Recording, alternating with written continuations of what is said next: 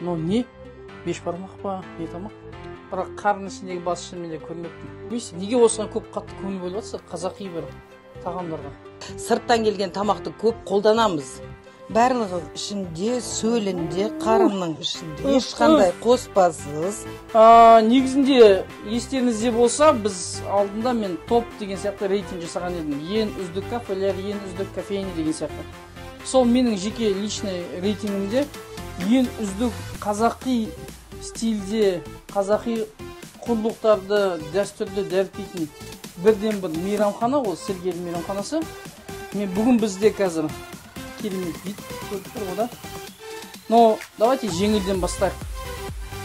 Саламатсыз ба, есіміңіз кім? Атым Саня. Саня ханым, жалпы мынадан бастайық. Бауырсақ, мынау мясной ассорти дейді негізінде. Орысша тап кеткенбіз, бірақ негізі бұл қазақтың кәдімгі тамағы, қазы қартасы. Ал түсіндіріңізші, қалай жасалынады, не істелінеді бұл? Мен негізі пекармын осы Сергейлі ресторанында.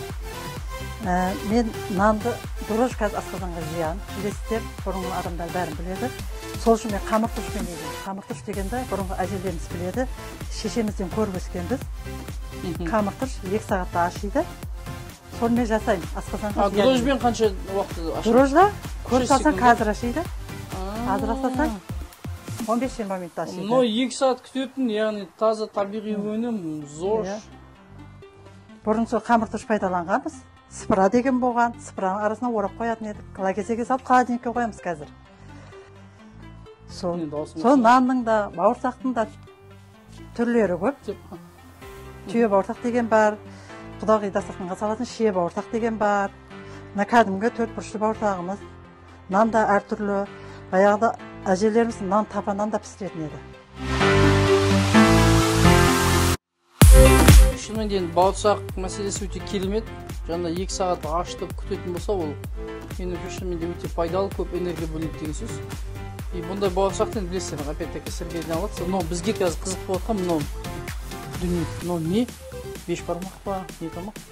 Бұл біздің ұлттық тағамымыз, қазақтардың баяғы ата-бабамыздан келе жатқан тағамдарымыздың бірі.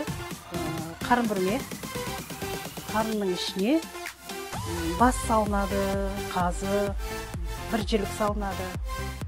Сөйтіп беріледі. Ішінде. Бұны кімге береді? Құдаға береді, күйеу баланы, төс деген сияқты темалар бар ма? Любой адамға береді? Любой адамға берсе болады. Бүрме? Иә, қарын бүрме деп аталады бұл. Бастың мен түр-түрін көрдім негізінде. Бұл шекесін айырып та жедік, қуырып та жедік, асып та жедік. Бірақ қардың ішіндегі бас шынымен де көрмеппін. Бұның енді 6-7 сағат қайнатады деген жақсы. Прям бәрін бірден қардың ішіне салып бірақ қайнатасыр ма? Әлде бөлек-бөлек қайнатып, сосын қардың ішіне салып тағы қайнатасыр ма? Витаминдері, дәрумендері өзінің бойында, сол қарның ішінде басты кірде, еттіңдегі, жілік майды бәрі соның ішінде болады. Өз сөлі өзінде болады. Ешқандай қоспасыз, тек тұз алып. Осы Сергей ресторанының негізгі бас аспазшы бар, Айгүл ханым. Жиі біз келеміз. Бір-бірімізді исполысылық түсінеміз, себебі жерлесіміз. Айгүл апай, негізінде мен қараймын, Сергейде бұлай қазақи дәстүрдегі тамақтарды жасап жатсыздар. Негізі қымбат қой. Лучше бір палау жіберіп, білмеймін енді бір жаңағы фри-мри деген сияқты нәрсе жібермейсіз. Неге осыған көп қатты көңіл бөліп жатсыздар қазақи бір тағамдарға? Қазіргі кезде артық салмақ, жаңағы қант диабеті деген аурулар көп, сырттан келген тамақты көп қолданамыз. Европаның тамақтары дейміз ғой, былай қазақша айтқан кезде. Өзіміздің бұрынғы ұлттық тамақтарымыз қалып баратыр. Соны жаңғыртсақ дейміз. Yani қысқаша айтқан кезде былай айтуға болады деп ойлаймын. Біз өзіміздің құндылықтарымыздан қаншалықты алыстаған сайын біздің организміміз бітіміміз дейді ғой, ДНК-мыз осы елде негізі қандай тамақтар болған болса, соған дағдыланған. Қымыз ішу, шұбат, атқа міну. Өкінішке ол нәрсе біз алыстағаннан кейін ет тамағы жемейміз да. Қазір қарап отырсақ, балаларымыз даже не то что сиырдың еті, жылқының еті, тауықтың етін жей алмайтын болған. Неге? Себебі чипсы жейді, фри жейді, кола ішеді, анау-мынау, сонымен біраз нелері бір жүйелерінде бір ақаулық бар да. Өзгерген денсаулықтар жоқ. Бірақ сол мәселелердің алдын алу мақсатында және өзінің бір этнотуризм дейміз бе, немесе былай тарихымызды өзіміздің дәстүрімізді қайтадан жаңғырту мақсатында осындай бір дүниеге көңіл бөліп жатсыздар, иә? Біз енді мынаны қалай кесеміз? Әне бісміллә. Барлығы ішінде, сөлінде, қарынның ішінде, ешқандай қоспасыз. Бұлай ашылады. Әне. Достар, мұнаны жегенде арманда, жемегенде арманда.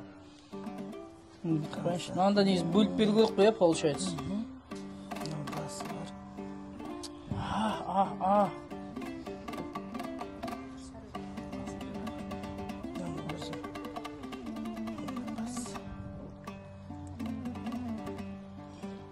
Осылай, бұлай қою, осылай уже подавать етеді, иә?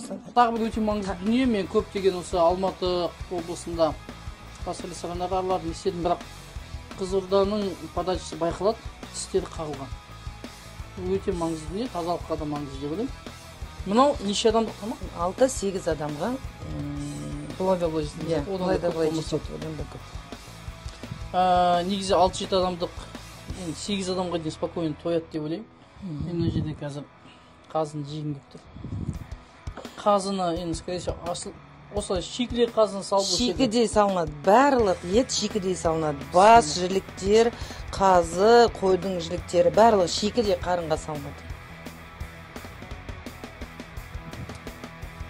Епа артта диван бар ма? Қой солай. Ас болсын. Алшы. Без комментариев.